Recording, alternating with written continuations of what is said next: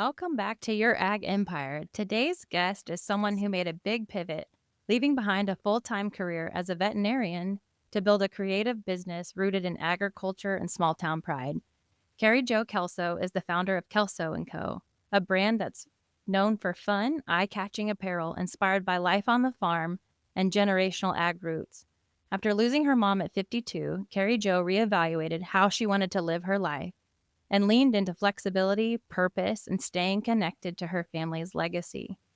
Today, we're talking about entrepreneurship, pivoting with a purpose, and what it means to live life now. So, Kari, thank you so much for joining us today. I'm excited to have you here. Yeah, I I'm very think excited as well. I think to kick us off, if you don't mind, would you just tell us a little bit about you and your story and how you got Abs- here and all the Yeah, things? absolutely. I grew up in West Central Illinois on a corn and soybean farm, and I ended up going down the route of veterinary medicine. I went to Oklahoma State University for undergrad and vet school and graduated with a doctorate in veterinary medicine. So I pursued that route. My mom ended up getting sick right after I graduated vet Mhm. school. And so I was living in Texas and flying back more often than normal to visit Mhm. family, just spend a little bit extra time there. And so that's how it started as a side hustle, the t-shirts did. And it started from a place of I need to find a way to make a little bit of extra money to help Yeah. supplement all these plane tickets that I'm Yeah. buying. And one thing led to another, and somehow I'm 9 years down the road, and I'm mostly focusing on T-shirts that are no longer the side hustle. They are mostly a full-time gig, Yes. and I'm still practicing veterinary medicine, and that is seems to be more of my side hustle now. Yeah, that's so cool. That's so interesting. For those that listen, I know that we share a similar but different path in that we've pivoted out of professional degrees and into, yeah, kind of converting our side hustles into more full-time hustles. But I guess let's dig into that a little bit. Can you Yeah. tell me more or tell us more about how Kelso and Co came to be? What was the moment you knew it was more than just a side hustle? I had some suspicions, like, the first couple of months after throwing up some farm T-shirt designs online. The farm designs just kept going crazy, and it was probably a mix of that was mostly my audience, right? So I come from, like, a rural area farm community, and so most of my customers were people I already knew. So from then on, I'm like, wow, I might have something here. And I've always had this creative part about me that I wanted to dive into, but I never really got to Yeah. because I pursued such a, and you relate to this Mhm. probably because we both ended up in somewhat creative type Mhm. businesses. But I just kept following what I was enjoying the most. And yeah, That's cool. I love that. I love that so much. Yeah. What do you think was the hardest part? Stepping away from veterinary work and into something different full time?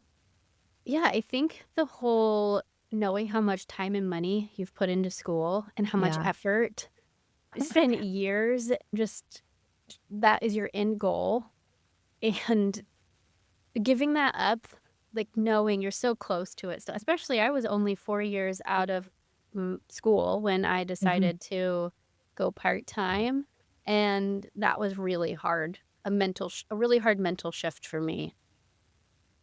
Yeah, I was 10 years, I guess over 10 years out when I made this shift, and I think I remember I was 35, 36 when I finally made the full transition, and I think of all the calls I dreaded the most was calling my parents, even at that age, to be like, "Thank you so much for helping me with my education, but I'm gonna do totally something different now."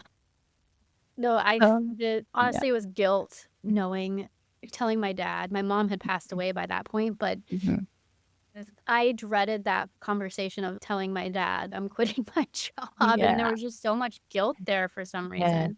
I know. I resonate with that so much, but in the long run and on the other side of it, I'm sure that you and I feel the same. I'm glad that it led me down that path, and I'm glad that I did it, and obviously, we are all too that Kelso& and Co. is here and provides all the good fun things it does. I love to follow along with what you're creating online. I know you spoke there briefly about at that point when you made that call to your dad that you had lost your mom by that point. You talk openly about losing her. How has that shifted your perspective, and how has that influenced you and your decisions to live life differently now?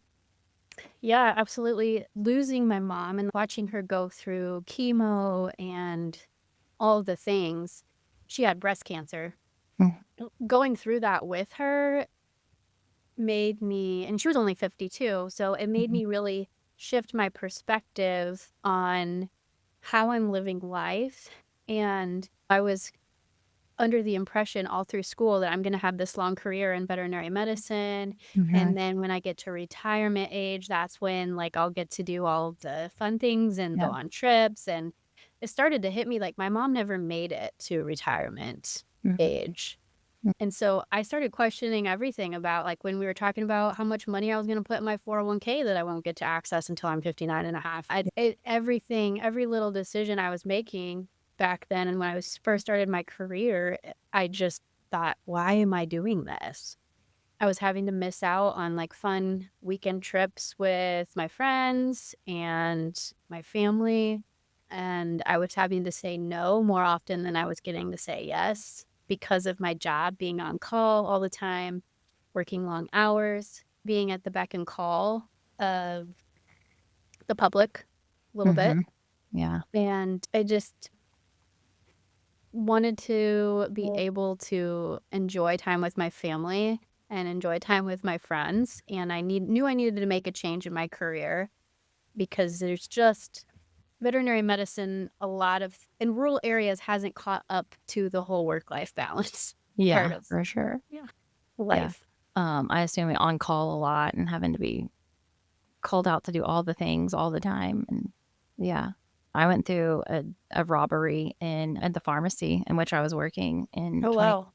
So that was when my whole perspective shifted as well. So it's interesting how, unfortunately, I wish these big T trauma things didn't have to happen to us to make these kind of, decisions and pivots, but Mhm. I do like, on the other side of it now, not necessarily saying that I'm grateful for it, but I'm grateful for the experiences that life has given me so that I was able to put that into perspective in my 30s instead of later on, and yeah, just the ability to, I don't know, see things through a different lens, and Mhm. how I now value the ability to have the flex schedule because instead of working 12-hour shifts or like you having to probably go on calls all hours of the day and night, and making sure that we're prioritizing that balance. I guess that Absolutely. makes how do you now approach balance with work, life, and family on your own terms? That's a good question because I love what I do so much that now working doesn't feel like work, and Yeah. so it's super easy to overcommit, right? Because when it doesn't Yeah. feel like work, you don't even notice when you're working too much, Yeah. which is a good problem sometimes. And so I have to be pretty intentional about, okay, I have this amount of hours today. I'm going to get this done. And then I am going to the rest of the time focus on me time or time with family or friends or whatever that is. So I just had to be a lot more intentional about my Yeah. schedule. With delegating, I find that too. I really resonate with that because I don't know, I and it actually lately I've been trying to do like a business audit on my time. I'm like, okay, like I probably need to cut back on work a little bit. And it's not because it's like what you said, work doesn't feel like work sometimes. And but it's also nice that it all bleeds together and that you have the flexibility. If I want to pick up and leave and go grab lunch with my husband, then I can do that now. Yeah, Yeah. so So nice. it is very nice. Yeah. And I Also, love what you oh, go ahead. Oh, I was just gonna say, I love what you said about the time auditing because I love that too, being able to go through and say, okay, what can I take off of my plate and give to somebody else? And that Mhm. helps free up my time tremendously. So I love what you said about Yeah. that.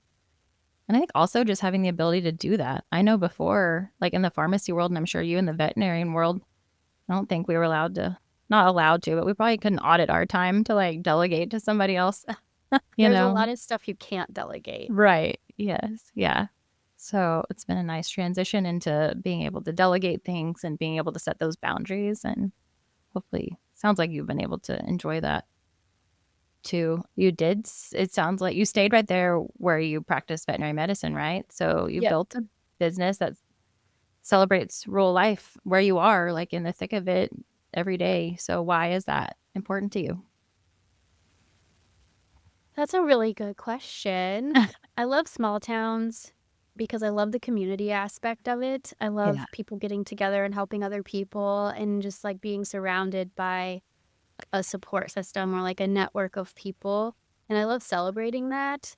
Mhm. And so I think just the t-shirts, the stuff that I put on the t-shirts, I've had Save the Small Towns and Save the Family Farms, and just stuff that reminds me of the community that we have. And even within agriculture, it's not just a small town.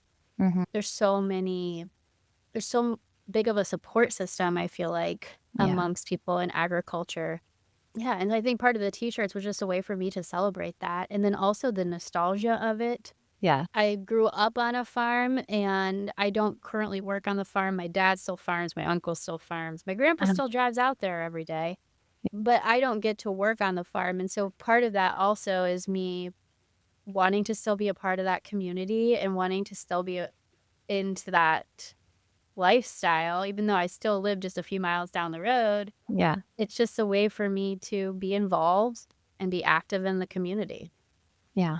I love that. I love that you use the word nostalgia because I've seen, like, your designs and own some of your designs, and I just love I feel that come through, like, in your designs, and I like the latest one, like, the little coffee in it, like, the little coffee cup, and yeah, I just Yes, yeah. yeah, yes, I just love that. It reminds me of going to Dairy Queen with my grandpa and, like, coffee time and, like, him and Yes. his Everybody knows a group of older farmers that get together yeah, for coffee, and whether it's at the Dairy Queen or, like, yeah, we have a Hardee's in town that farmers gather at, or it doesn't matter where, but everyone knows that, a group. everyone knows that. Yeah, you know that feeling, and it takes you back, and I don't know, I really love that. Let's see, what advice would you give to someone in a small town with a dream, but they're not sure where to start? Hit me with all the good questions. Yeah. The internet is a wonderful place. Yeah, yeah. That's very true. I know, like, we both come from, like, science, Mhm. medical backgrounds, and Yeah. so I had no creative training, I had no retail training, and so I learned everything I could learn on YouTube or Mhm. podcasts. Google is a great tool. So, Yeah. Yeah. I feel like it was a lot of self-teaching, which we went to school to literally learn how to study, basically. Yes. Yes, that's true. Learned how to learn, and so I found I do learning, and I love being able to learn new skills. So, I think it's if you have an idea and you want to try it, you have all the resources at your fingertips, and you just have to put in the time, the sweat equity. And when I was working full time, I was working 12 to 14 hours a day, and I would spend maybe 15 minutes at a time just checking stuff off of my to-do list to be able to get to the point of launching the business. Mhm. And so it felt painstakingly slow, but I had everything that I needed online. Yeah.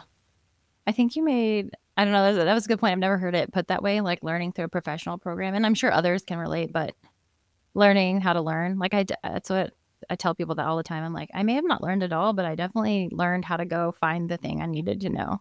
Yeah. Yeah, so I think that's great to pull in, yeah, to any type of big change like this, like, you've learned how to learn I don't know, you learned how to learn, go Mhm. explore, go find resources, find people, find networks, listen to podcasts, Yeah, find a I listen to mentor, like, all the things, yeah.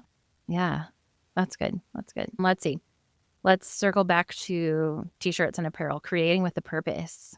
oh, I feel like your apparel starts conversations, so what inspires your designs, and how do you know when one's going to be a big hit? I don't ever know when one is gonna be Yeah, I feel like that's that's a loaded question. Yeah. but I'm totally inspired by just, like, my family, my great-grandpa, my grandpa, the things that my dad says. I'm totally inspired by just, like, my childhood, just growing up in it, and so a lot of the designs, like, the sayings on the T-shirts are things that I have heard them say Yeah. or, like, situations I've been in, like the coffee club or the Mhm. farmer Which social club. mhm. My grandpa all would meet at a diner and Hardee's for coffee with the boys. There's one that was inspired by something my dad always tells me because I was bragging to him about backing up a trailer, and he said, "Even a blind sow finds an acorn every once in a while." Yeah. Yeah. As far as do I know when they're gonna be a big hit? I don't. I try to guess, I try to plan, and it never works. Isn't that funny? Yeah. Yeah. It's not, I guess it's not funny, but it is funny. So if only I could predict all the things. Yeah.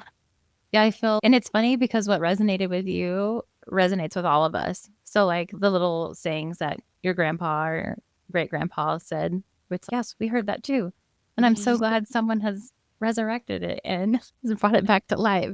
So I can reminisce. And I guess that goes back to the nostalgia piece that you said earlier. I just feel like that, yeah, I feel that when I see your designs. I'm like, oh, it just takes me back and it makes me feel so good. Yeah. And I think that's a place where I, like, create the apparel from, is that a place of remembering my childhood and just the nostalgia of all of it, and so that's literally, like, the frame of mind that I create them Yeah. from. Yeah. I feel like it really comes through. Like I Mhm. see that. That's Good deal. awesome. Yeah. Oh, okay. You may not know this, but Empire Financial Services, the financial services arm I work with at Empire Ag, actually handles the books for the Rural Gone Urban Foundation. So I Okay. have seen just how large of a selfless impact that you make for rural women. How did that come to be? It was not my idea. It was Matt with Prairie State Tractor and now Heritage Tractor Yeah. approached me hey, do you want to collaborate on a t-shirt for breast cancer awareness month? And I'm like, yes. And my mom, like, I was Yeah. affected by that. My mom, I would love to help out. He didn't know that my mom had breast cancer, but I wanted to jump in and be a part of it immediately. So it was all them reaching out to me. And then we came to find Brooks Foundation, Mm-hmm. and we thought it was a perfect fit and have loved it's a highlight of our year, and hopefully she Yeah. lets us keep Yeah. doing this, Yes. and I don't know, it's just been a great experience, and getting to see all the people that her foundation impacts is amazing. Yeah. It impacts so many. I guess full disclaimer, I was given permission by Brooke to ask that question. Yeah, but I think just circling back to this creating with a purpose, I feel like just even, I don't know, that is with a purpose, like not just creating, but like the passion behind or the purpose behind that. I personally get to see how that foundation is impacting. Oh, that'll make me teary eyed, like lives, like real people doing real things. So I guess on behalf of her, I'm gonna say thank you too. Yeah. Goodness. Okay. Let's Don't cry, you'll see. make me cry. I know. So let's see. You've also renovated a building into an event space. What motivated that decision? And what has that response been like? So that came about the idea came about in 2021. I was throwing a bridal shower for my sister-in-law, and I didn't really find a place in town for it. And I'm like, you know what? There should be a place Yeah. downtown to be able to do this. And so I set into motion a variety of things. And I thought, you know what? It'll be a great place to have pop-ups for the Yeah. t-shirt business Oh, yeah. and for other businesses to be able to use. And so we opened that and we finished renovations by June of 2023. And so since then, we've been doing pop-ups and mostly baby showers, bridal showers, really just giving our community a place to host events in our downtown area and our downtown square near other restaurants and Yeah. shops. And that's been the most fun, is getting to see people in our community being able to use it for, like, the happy moments in their life, the high moments. Yeah. I feel like that's a thread in all that you do. And I love that everything is with a purpose and on purpose. So the t-shirt, the designs, even the event space and like the purpose Thank behind you. it, and the events that you're hosting. Yeah. I love that. Yeah, even the contributions with the t-shirts to the foundation. So I don't know. I love that. And I feel like Thank that you. hopefully in turn has made your business successful. And I don't know. I feel like it's living in rural towns and small towns. I don't know, it's hard to it is hard to build a business and do Yeah. the thing. And so if you can do it with a purpose behind it, hopefully that resonates through to others as yours has. And anyway, I think I that's think wonderful. yeah, to speak to that, I think that does, and I think the uncertainty and people knowing it's gonna be hard, I think that stops a lot of people from starting businesses in Mhm. small towns. And for me, it's really just been about how do I find ways to kind of diversify it? Because Mm. if I solely depended on one thing, Yeah. like if I solely depended on just events, I Mhm. don't think it would be successful. Right. But the combination of like businesses and events, same thing with apparel. Like for me, it's been in a small town, it's been great to host pop-ups, but Mhm. also have the online Right. aspect of it to be able Yes. to kind of Yeah. supplement that. Because there's just not a lot of traffic in our Mhm. smaller communities, and Mhm. we want to be able to bring fun things to do and places to shop to our downtowns. But at the same time, it's not always profitable Right. to be able to do that. So you're Yeah. left trying to figure out how can we bring this, but also stay in Mhm. business. Yeah. Yeah. Well, I love what you said there about diversifying because I feel like we've experienced that since the inception as well. It's like you start with one thing in mind, and then next thing you've got another arm doing another thing over here and Yeah. another arm doing another thing. We started with consulting and now we're accounting and bookkeeping, and it's the same with you. Start with apparel and design, and now you've got a location that can host other people, but also your pop-ups, and but it's also a service to the community and to others outside there. So, but it's interesting. I think that's just I guess it's interesting if I could go back and tell my younger self about the life of entrepreneurship and the things that you don't know are coming and how it's a journey and you just learn along the way. Yep. Yeah. Roll with the punches. Yes, for sure. I guess leading into that, let's talk about the real life of living as a rural entrepreneur. What does a typical week look like for you between farming, auctions, part-time veterinary work, and running your company or companies? Yeah. Yeah. So my brother is an auctioneer. And so that is occasionally weekend help. My Yeah. Saturdays, Yeah. occasional. And I work 2 days a week at the vet clinic. So I'm there a couple days, and then the days that I'm not doing either of those things, I am usually working either at the on the venue or with the t-shirts planning. I do mostly design work and products, and so I have two amazing people that help me with shipping and packaging, and I have another amazing person that helps me with cleaning and setting up at the venue. Oh, So yeah. thankfully, I can bounce around and focus on the direction of the businesses rather than in the business. Yeah.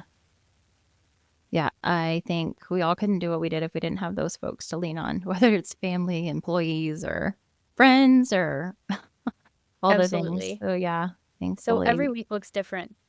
every week looks different. Yeah, I feel Yeah. that. I know what you mean. Yeah. But also in that, hopefully you found the flexibility. I know we just talked about it a while ago, but just that flexibility with the work-life balance. I guess if Yes. work never feels like work, you never work a day in your life, but hopefully in that you found some of that flexibility to be able to go and live. I know like what you talked about, like with your mom Yeah. and yeah. Yeah, I I like that. love the flexibility to just be like, "Yeah, I'll join you for lunch," sure. Yeah. I can take off early and go meet you guys for dinner or happy hour or whatever it is, Yeah. or I wanna go somewhere this weekend. Let me move some things around. That's a Yes. Yeah. huge perk to Yeah. working for yourself.